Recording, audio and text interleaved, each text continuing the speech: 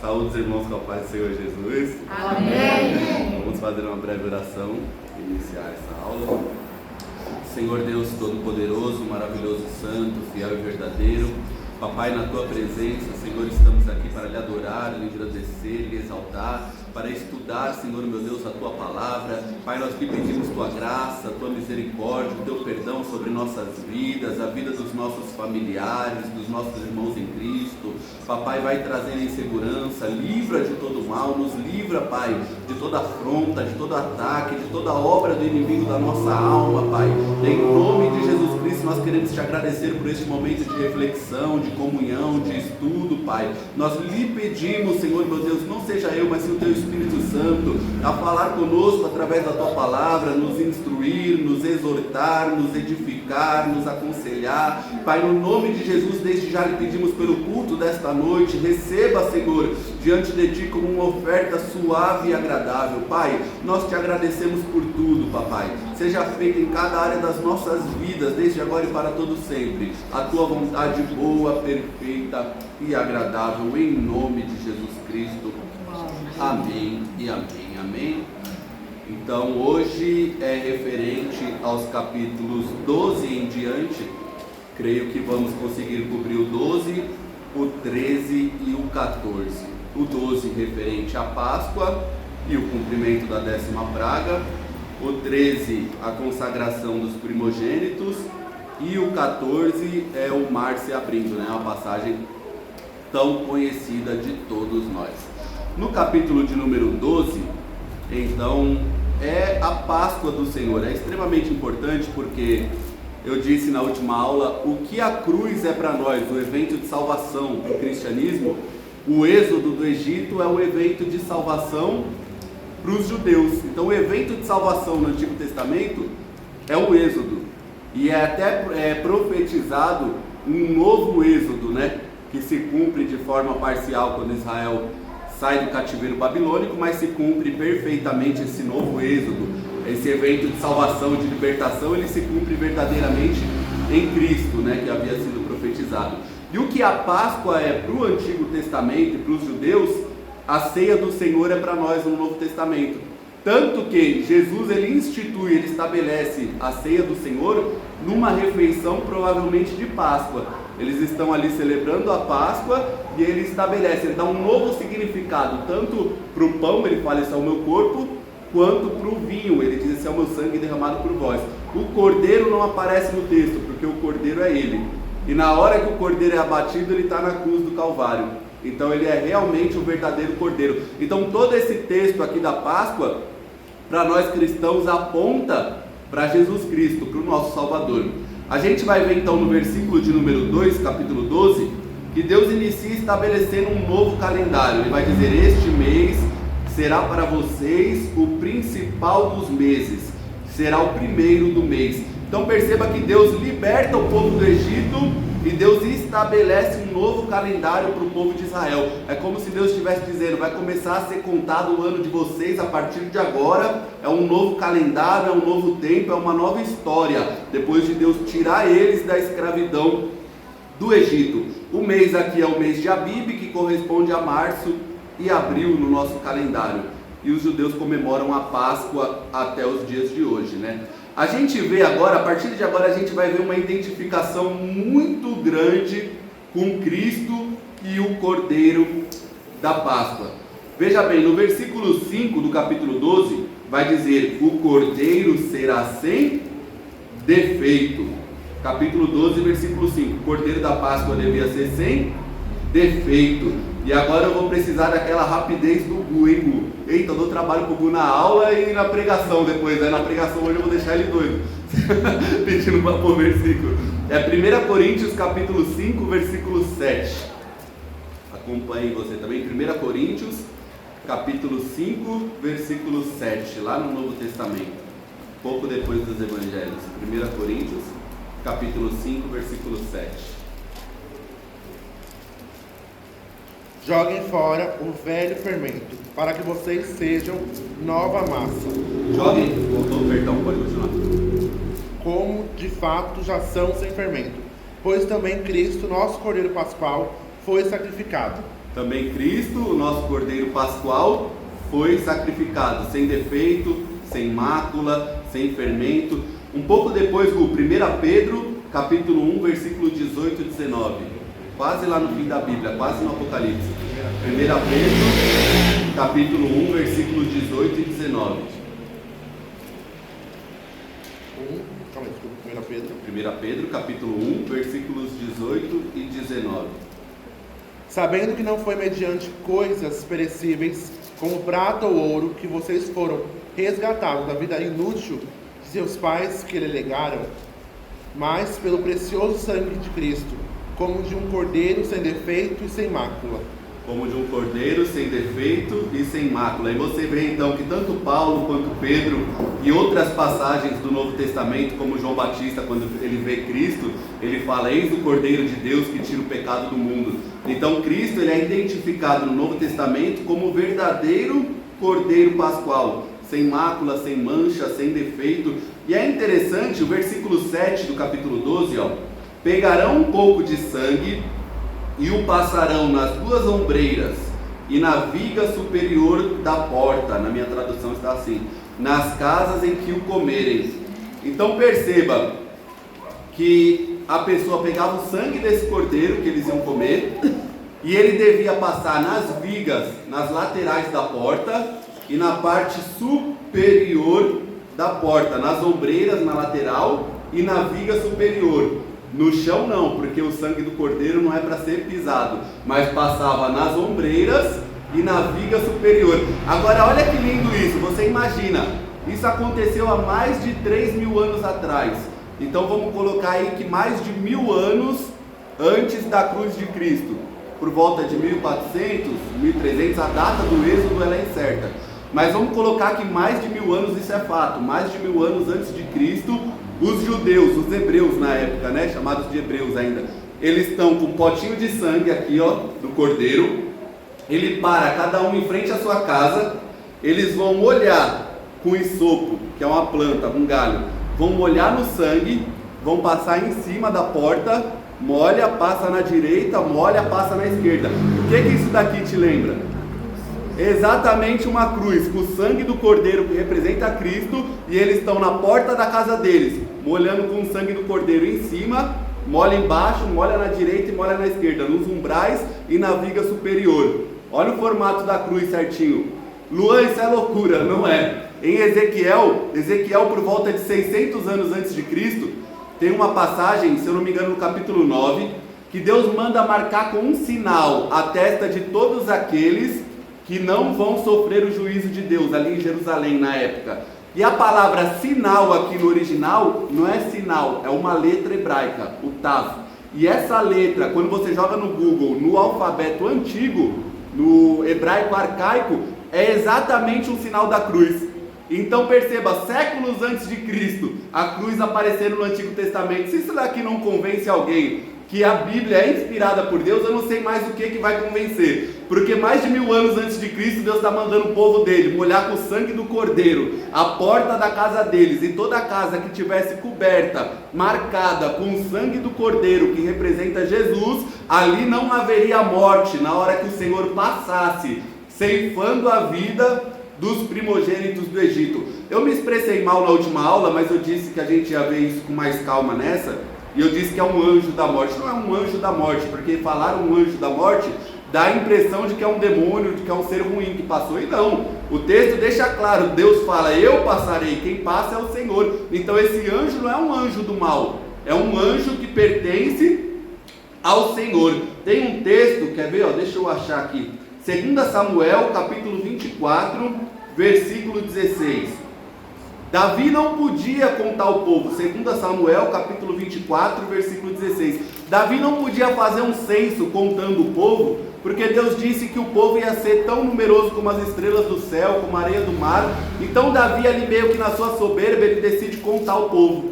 Aí Deus traz um juízo, e o juízo vai dizer que o anjo do Senhor estava causando aquele juízo, aquela destruição. Pode ler para nós, Lu?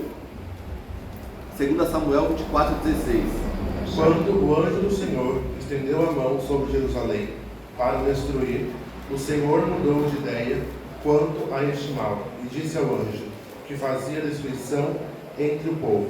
Basta, retire a sua mão.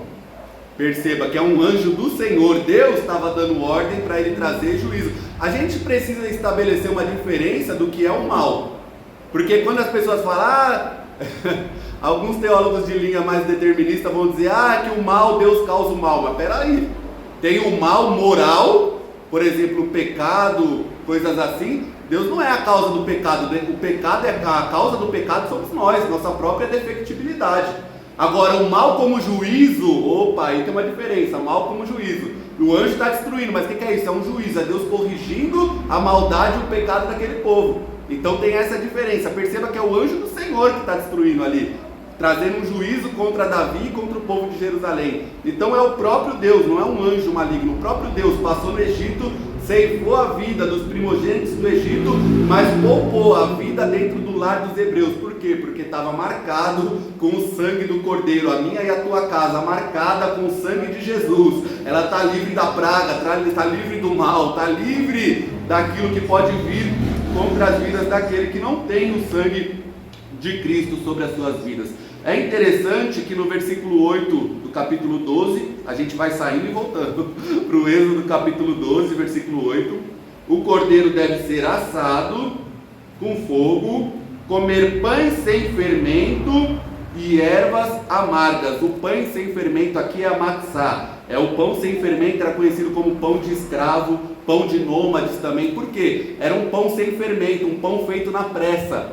Então provavelmente os hebreus como escravos comeram muito essa matzá, comeram muito esse pão sem fermento ali no Egito. E eles deveriam comer tanto na Páscoa quanto na festa dos pães asmos. Durante uma semana, 7 dias, comer pães sem fermento, para se lembrar de onde Deus tirou eles. Lembra que Deus disse para Davi, eu te tirei de trás das ovelhas. Às vezes a gente tem que se lembrar da onde que Deus tirou a gente. E eles deveriam comer com ervas amargas, para se lembrar do que? Da amargura que eles passaram no Egito. Então não é ficar lembrando com saudade como eles ficaram lembrando, mas é se lembrar da libertação, da salvação que Deus trouxe na nossa vida. Já viu a pessoa que vai contar o testemunho e ela conta, parece que ela está se orgulhando, né, das coisas ruins que ela fazia? Não é se lembrar dessa forma, é se lembrar para agradecer e adorar a Deus por Ele ter nos tirado daquela escravidão. Porque da mesma forma que o povo hebreu foi liberto da escravidão do Egito, nós fomos libertos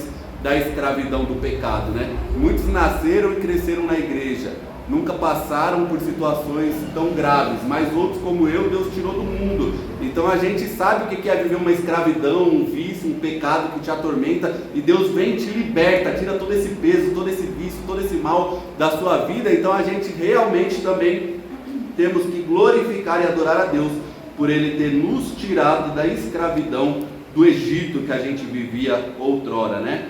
No versículo 11 diz que eles deviam comer prontos para saírem. Vê lá, é assim que vocês devem comer, já pronto para viajar, sandália nos pés e cajado na mão, comam depressa, esta é a Páscoa do Senhor. Então a Páscoa simboliza essa saída, essa salvação, essa libertação do Egito. No versículo seguinte vai ter o texto que eu li aqui na primeira aula, que é a chave para a gente entender as pragas, né? Que o juízo é contra os deuses também. Porque naquela noite, capítulo 12, versículo 12, passarei pela terra do Egito. Quem é que vai passar? É o mal? Não, é o próprio Deus, ó. Matarei na terra do Egito todos os primogênitos, tanto das pessoas como dos animais. Agora a chave aqui para entender as pragas. E executarei juízo sobre todos os deuses do Egito, como a gente viu cada praga e cada deus na última aula. Então o sangue do animal, no versículo 13 diz, o sangue será um sinal aí, ó, o sangue do cordeiro, para indicar as casas que vocês se encontram. Quando eu vir o sangue, passarei por vocês, e não haverá entre vocês praga destruidora, quando eu ferir a terra do Egito. Então não era só matar o cordeiro, tinha que passar o sangue, né, na porta. Isso fala de aplicar, de se apropriar. Porque tem linha teológica que vai dizer assim, Jesus morreu só pelos escolhidos. Porque se ele morreu, ele pagou o preço, então tem que ser salvo. Só que peraí, a Bíblia diz que ele morreu por todos. Só que nem todos se apropria pela fé desse sangue. Então sou eu, era um hebreu que tinha que aplicar o sangue lá na porta. E é eu e você que tem que crer que o sangue de Jesus ele nos salva, nos liberta, nos limpa. Então cada um devia se apropriar disso. O sangue na casa, não haverá praga. Passarei por vocês, no hebraico pesar, que traz o sentido de passar por cima, passar poupando. O que é a Páscoa, Luan? É isso, vem dessa palavra, passar por cima, passar poupando. A casa que tivesse o sangue do cordeiro, Deus não ia matar o primogênito, ele poupava, ele passava por cima. Então a Páscoa traz esse sentido, lembra disso daqui. É interessante que no versículo 15 vai dizer que 7 dias eles comerão pães sem fermento. Aqui é a festa dos pães asmos. São duas festas aqui, Páscoa e pães asmos, mas como as duas são no mesmo período, Páscoa sucedendo os dias dos pães asmos, muitas vezes isso é intercalado e a ordem invertida, mas são duas festas, não são uma só, é a da Páscoa e a dos pães sem fermento. Eles deveriam por 7 dias comer pães sem fermento.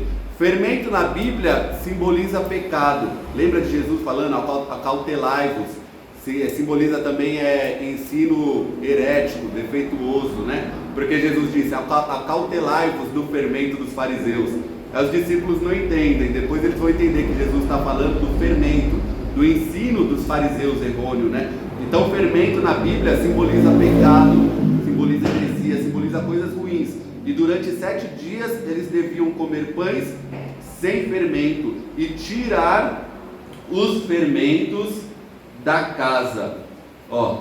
Versículo 15 do capítulo 12. 7 dias comerão pães sem fermento. Logo no primeiro dia, tirem o fermento das suas casas, pois todo aquele que comer coisa levedada, desde o primeiro até o 7º dia, será eliminado de Israel. Alguns teólogos aqui creem que essa eliminação não é morte, apenas a exclusão do povo hebreu. Ele era excluído do arraial, excluído da comunidade. Por quê? Por não tirar o fermento de dentro de casa. Então, casa de crente, casa de quem crê em Deus, não é lugar de ter fermento, não é lugar de pecado, não é lugar de esconder aquilo que não agrada a Deus. Casa de crente tem que ser casa sem fermento. Então, tira o fermento de dentro da tua casa. É interessante que Jesus ia para Jerusalém nas Páscoas. Não vai dar para a gente ler todos os textos, porque senão vai tomar muito tempo. Mas Jesus ia para Jerusalém nas Páscoas. Lembra que a mãe e o pai dele numa festa perde ele? Aquilo é uma festa de Páscoa. Eles estão indo até Jerusalém porque devia subir até Jerusalém na festa da Páscoa. João capítulo 2, versículo 13. João capítulo 2, versículo 13. Consegue ler para nós? Estando próximo à Páscoa dos judeus, Jesus foi para Jerusalém. Olha aí, estando próximo à Páscoa dos judeus, Jesus foi para Jerusalém. Então é um hábito que ele tinha desde a infância. Ele, como a Bíblia diz, ele cumpriu a lei. Ele não veio para desobedecer a lei. Quando você vê Jesus lá sendo questionado sobre o sábado, e ele fala, vossos ensinos não passam de tradições humanas. Ele não está falando da lei de Moisés, ele está falando de um monte de preceito que os fariseus inventaram e colocaram no sábado, acrescentaram. No sábado Jesus ia curar, eles não pode curar. Como assim? A lei de Moisés não disse que não podia curar no sábado, que não podia fazer o bem, que não podia ajudar. Mas eles acrescentaram centenas de preceitos contra aquela lei. Jesus não veio então abolir, ele veio cumprir a lei. A lei que eu e você é incapaz de cumprir, a lei do Antigo Testamento, a lei de Moisés. Jesus cumpriu ela perfeitamente. Então ele subia para Jerusalém na Páscoa. Até a ceia ali ele está comemorando uma Páscoa. O Novo Testamento ele entra, ele é validado. A gente pensa que é no primeiro versículo de Mateus, né? Não é. O Novo Testamento, o texto começa no primeiro versículo de Mateus, mas a nova aliança, ela entra em efeito a partir da cruz do Calvário, porque Hebreus vai dizer que para um testamento ter validade, é necessário a morte do testador. Jesus morre aonde? Na cruz do Calvário. Então a nova aliança começa na cruz do Calvário, tá entendendo? Então ele está cumprindo a lei, subindo para Jerusalém para a Páscoa. A última ceia, como eu disse, foi uma refeição pascual, deveriam comer o cordeiro, isso fala de se apropriar. Gu, por favor, João capítulo 19, versículo 33. Nenhum osso do cordeiro na Páscoa poderia nem pode ser quebrado. Aí olha o que o evangelista João fala, João capítulo 19, versículo 33, pode ler. Quando, porém, chegarem a Jesus, vendo que já estava morto, não lhe quebraram as pernas. Não lhe quebraram as pernas. O salmista vai profetizar isso também, né? Nenhum osso dele seria quebrado. Então ele é realmente o verdadeiro Cordeiro de Deus que tira o pecado do mundo. O destruidor aqui a gente já viu. Destruidor aqui na Almeida, na NVI chama de destruidor. No hebraico significa poder. É um anjo do Senhor, uma teofania, um próprio anjo de Deus passando e ceifando a vida ali dos primogênitos. No capítulo 12, versículo 26, diz assim, ó: quando seus filhos perguntarem que rito é esse, falando da Páscoa, respondam: é o sacrifício da Páscoa do Senhor, que passou por cima, aí ó, passar poupando, passar por cima da casa dos filhos de Israel no Egito, quando matou os egípcios e livrou as nossas casas. Olha que interessante, olha o que Deus está falando. Quando seus filhos perguntarem que rito é esse, vocês vão responder e instruir, vocês vão ensinar. Todo rito, toda reunião, tudo aquilo que Deus estabelece, tem também como propósito, além de adorar a Ele, é claro, tem como propósito ensinar. O que a gente está fazendo aqui é ensinar, aprender. Que rito é esse? Aí é a oportunidade para o pai ensinar para o filho. Então Deus está sempre pensando nisso, em ensinar. É o ensino que nos fortalece, né? É o ensino que traz o aprendizado. Muitas vezes diante de uma situação que você precisa de uma palavra, de você se lembra de um ensino de Deus, e isso te dá força para enfrentar aquela situação, te dá sabedoria para agir diante de uma situação, né? Em tudo na nossa vida. Então todo culto, rito, celebração tem o intuito de nos ensinar. No capítulo 12, versículo 35, vai dizer assim: os filhos de Israel fizeram conforme a palavra de Moisés e pediram aos egípcios objetos de prata, ouro e roupas. E o Senhor fez com que o seu povo encontrasse favor da parte dos egípcios, de maneira que estes lhes davam o que pediam e despojaram os egípcios. Olha o versículo 33 para explicar melhor. Ó. Capítulo 12, ainda versículo 33. Os egípcios insistiram com o povo para que saísse da terra o mais depressa possível, pois diziam: todos vamos morrer. Eles estão com medo de Moisés e do povo hebreu. Eles veem que o que atinge eles não atinge o povo hebreu. Eles veem que enquanto o faraó resiste em deixar o povo hebreu ir, Deus está trazendo juízo contra a vida deles. Então eles recebem ali um despojo, uma espécie de indenização pelos anos que eles passaram de escravidão. No versículo 29 vai dizer: aconteceu que à meia-noite, lembra que eu disse na última aula que eu ia cobrir as 10 pragas, mas o cumprimento da 10ª, ele vem após estabelecer a Páscoa, né? Então a gente viu aqui Deus estabelecendo a Páscoa, toda a simbologia dessa Páscoa apontando para Jesus, para o Cordeiro sem defeito, sem mácula, que não teve nenhum osso quebrado, o sangue do Cordeiro que nos livra de todo mal. E agora, após estabelecer a Páscoa e os pães asmos, aí o texto volta e Deus cumpre a 10ª praga. Deus primeiro instruiu eles, e agora à meia-noite, versículo 29, o Senhor matou todos os primogênitos na terra do Egito, desde o primogênito do faraó, que se assentava no seu trono, até do prisioneiro que estava na cadeia, dos animais. Então perceba que, como eu disse aqui numa pregação, é interessante, né, que tem certas religiões que dizem que meia-noite é o horário, né, do inimigo, é o horário disso, é o horário de portal, é o horário daquilo, disso, daquilo. Só que a meia-noite é Deus que fere os filhos dos primogênitos do Egito. À meia-noite, na parábola das virgens, ouviu-se um clamor, aí vem o noivo. À meia-noite, Paulo e Silas estão adorando dentro da prisão. Deus manda um terremoto, chacoalha aquele lugar e liberta eles. Então o inimigo não tem horário, o horário pertence ao nosso Deus. Seja meia-noite, seja meio-dia, seja o dia que for, pertence ao meu e ao teu Deus. No versículo 38, ó, saiu também com eles um misto de gente. Algumas traduções vai dizer estrangeiros ou populacho. Saiu um misto de gente junto com eles. Só que eu vejo aqui que a ideia é como aquela da multidão que seguia Jesus. Porque a multidão que seguia Jesus, lembra que Jesus disse? Vocês estão aqui por causa dos milagres, por causa do pão, por causa da provisão. Então perceba que quando Israel sai do Egito, o Egito está devastado. E eles viram os sinais e as maravilhas de Deus. Então eu creio que alguns podem ter saído por fé no Deus de Israel. Só que alguns saíram também por oportunismo, pela oportunidade, pelos milagres, né? Alguns ali eram escravos, não havia só escravos hebreus. Então veio muitos estrangeiros que saíram junto nessa libertação.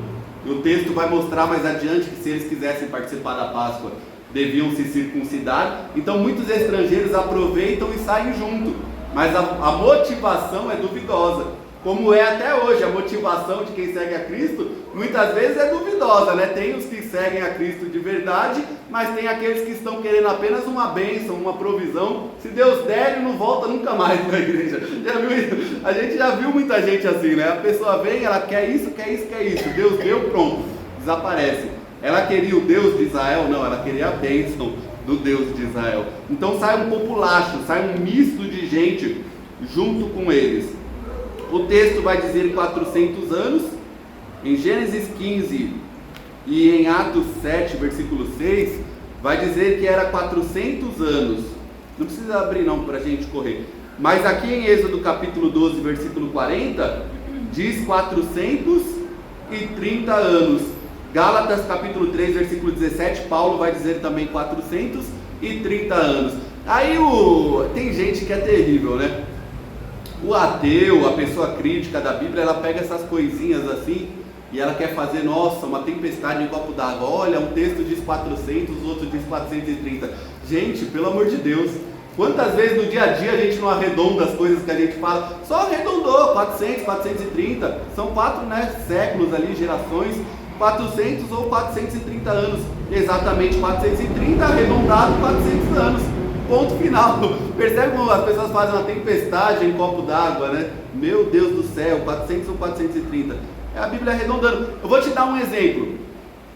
Você diz, e eu digo, e todo mundo diz, que Jesus passou quantos dias entre morte e ressurreição? 3 dias, não foi? Mas você já contou para ver se dá 72 horas? Não dá. Não dá 72 horas. Da tarde, da sexta-feira, passou o sábado, domingo de manhã ressuscitou. Isso dá 3 dias? Não dá, mas é a forma de se expressar. 3 dias, sexta, sábado, domingo, 3 dias, pronto, tá entendendo? É a forma, é o idiomatismo, é a forma de se expressar, que 3 dias simboliza menos de uma semana. 3 dias, é a forma de se expressar. Então aqui é a mesma coisa, 400 anos é arredondado de 430, sem problema algum. Então os estrangeiros que quisessem participar da Páscoa deveriam ser circuncidados.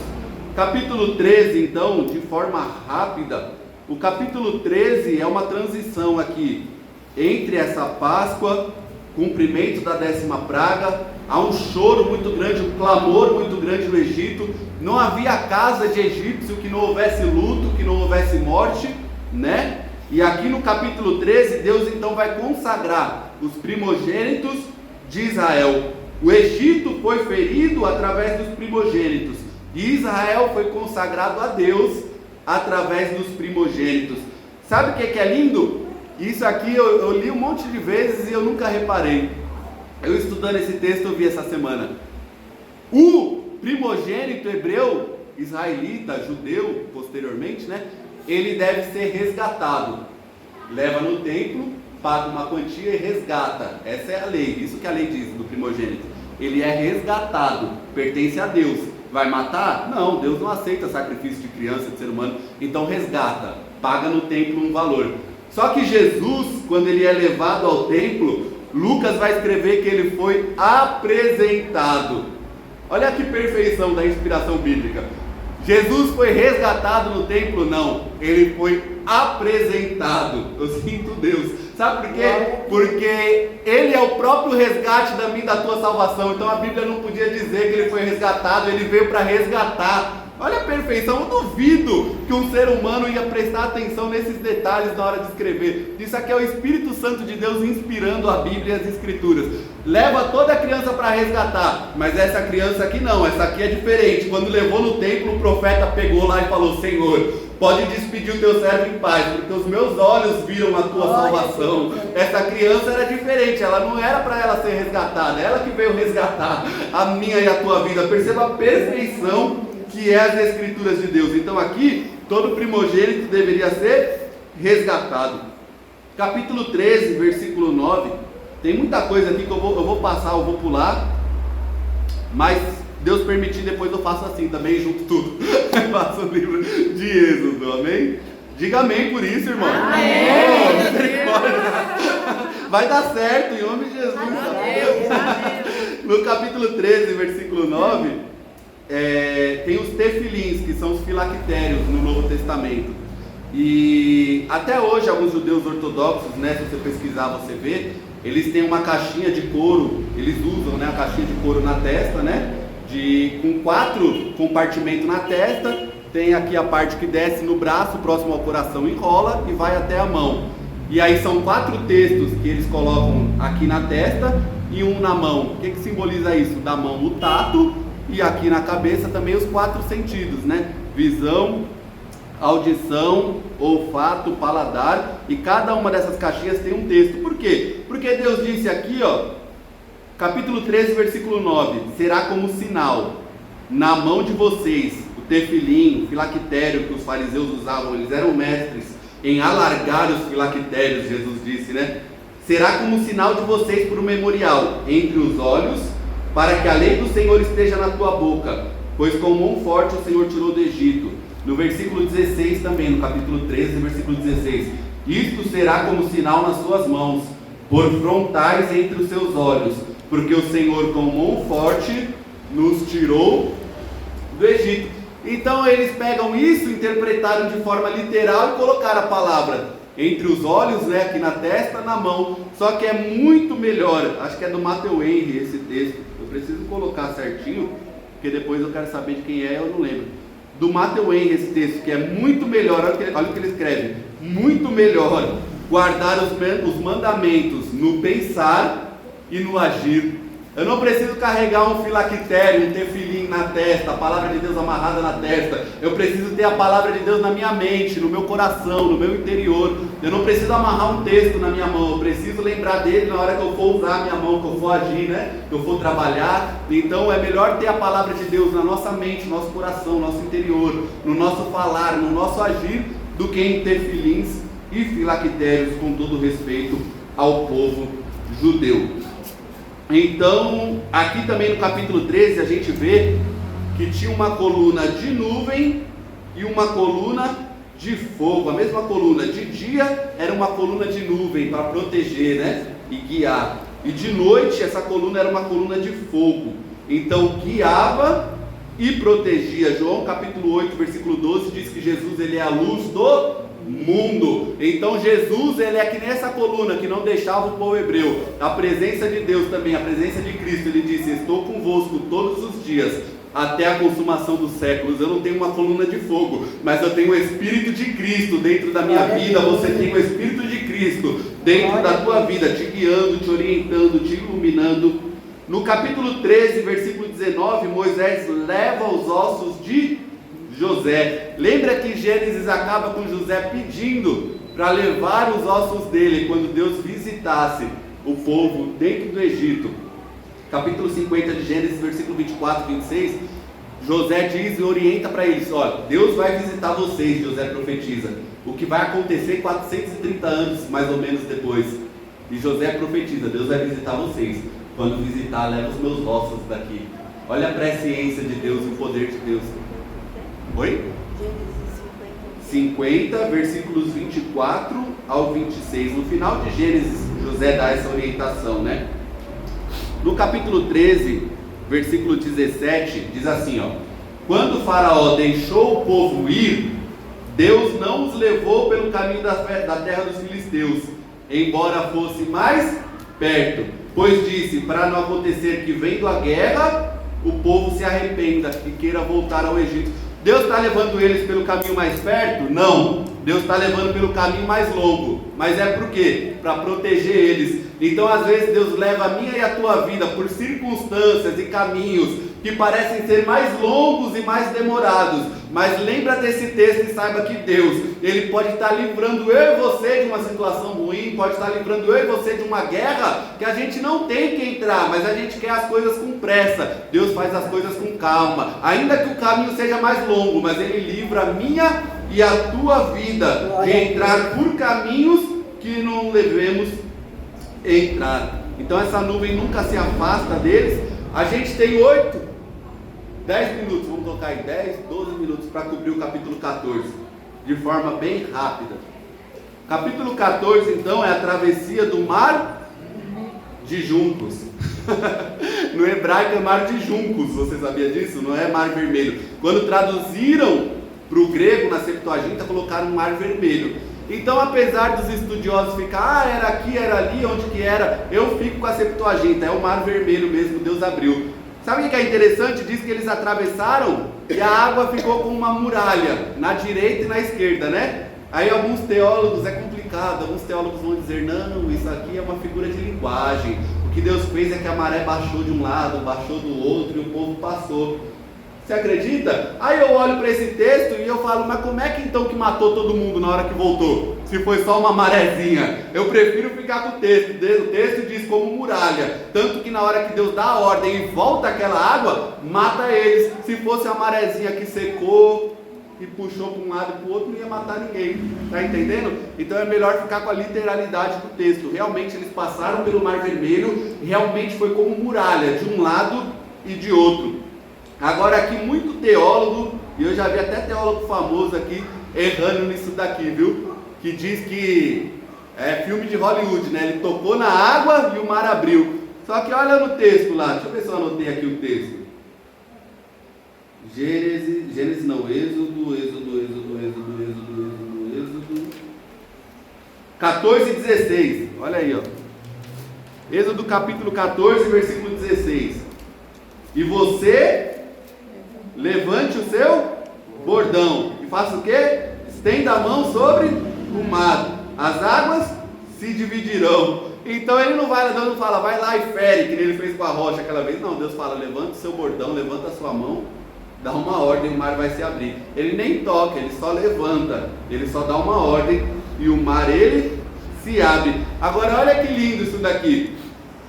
Deixa eu ver aqui, no versículo é o 11, deixa eu ver. No versículo 10, ó. Capítulo 14, versículo 10. Chegando o faraó, os filhos de Israel levantaram os olhos, eis que os egípcios vinham atrás deles, ficaram com muito medo. Então os filhos de Israel clamaram ao Senhor, disseram a Moisés. Começou a murmuração, que vai se estender por Êxodo e por Números. Começaram a murmurar já, ó. Disseram, será que foi por não haver sepultura no Egito que você nos tirou de lá para que morramos nesse deserto? Então perceba que o povo não é só escravizado pelo Egito. O povo não é só escravizado pelo faraó. O povo é escravizado pela sua própria mente, que acha que é melhor estar no Egito sendo escravizado do que estar passando por uma situação junto com Deus. Então perceba que até hoje muita gente é assim.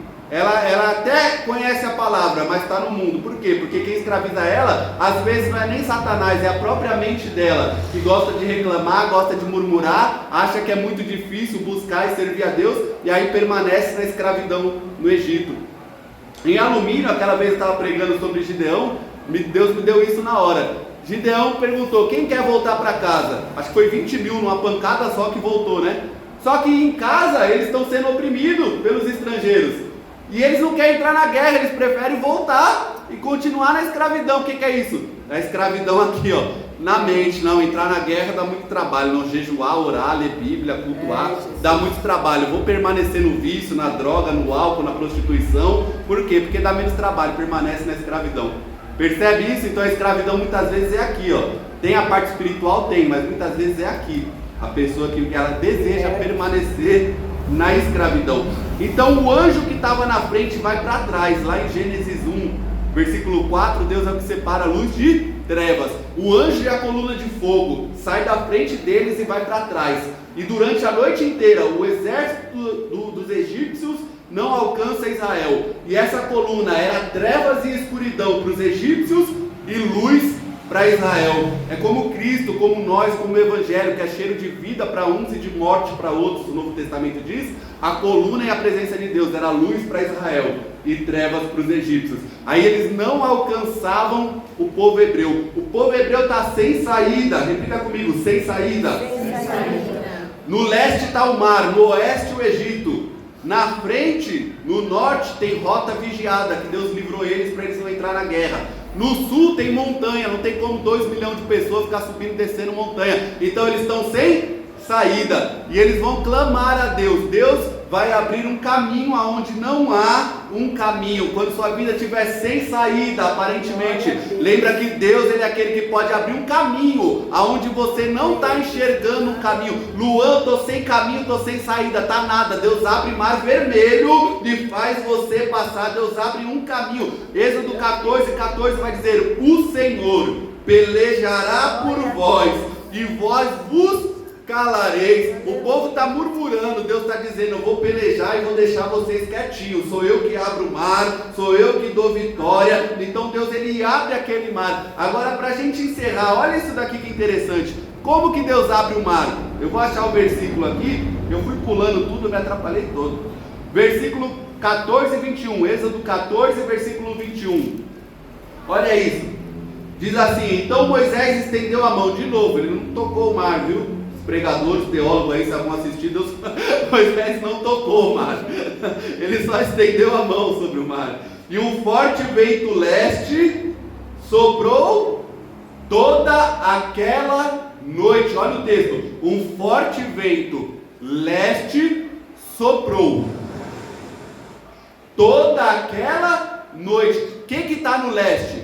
O mar. O que está no leste? O mar. Da onde veio o vento? Do leste. Soprou de uma vez e abriu o mar? Não. Soprou toda aquela noite. Luan, não estou entendendo. Você está aqui sem saída. Você está clamando. Deus já deu resposta. Disse que vai pelejar. Só que você não está vendo nada. Porque o vento está soprando. Não é daqui de Moisés para lá, que nem nos filmes. Está entendendo? O vento soprou de lá para cá e foi a noite toda. Então você está aqui, está clamando aqui, não está vendo nada acontecer. Mas em nome de Jesus, esse mar ele está abrindo de lá para cá. É o vento leste. Aqui você não está vendo nada, mas de lá para cá o vento do Senhor está soprando e está abrindo esse mar. Na hora que terminar de abrir o mar, você vai ficar surpreso com aquilo que Deus fez na tua vida, porque você acha que Ele não está fazendo, mas o mar está abrindo do leste para cá, o mar está abrindo de lá para cá, e as águas eram como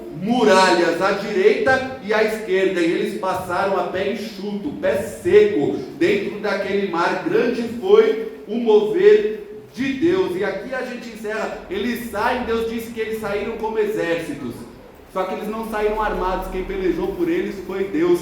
Quando diz como exército, diz que não saiu um monte de escravo correndo com medo, não. Deus fez eles saírem organizados. O nosso Deus é Deus de ordem e decência. Saiu todo mundo organizado, certinho, passando pelo meio do mar, e o nosso Deus protegendo e guardando. A Bíblia diz que Deus começou a confundir o adversário. Ele é o Deus que quebra o arco, corta a lança, queima os carros no fogo. Começou a dar problema no carro dos egípcios. Os egípcios ficaram assustados e disseram, versículo 25: emperrou a roda do carro dos egípcios, fazendo com que andassem com dificuldade. Então os egípcios disseram: vamos fugir da presença de Israel, porque o Senhor, Yahvé, está lutando por eles contra os egípcios. Então o meu e o teu Deus é aquele que luta por mim e por ti. Da mesma forma que os egípcios foram libertos da escravidão, nós também somos libertos pelo sangue do Cordeiro Jesus Cristo, sem defeito,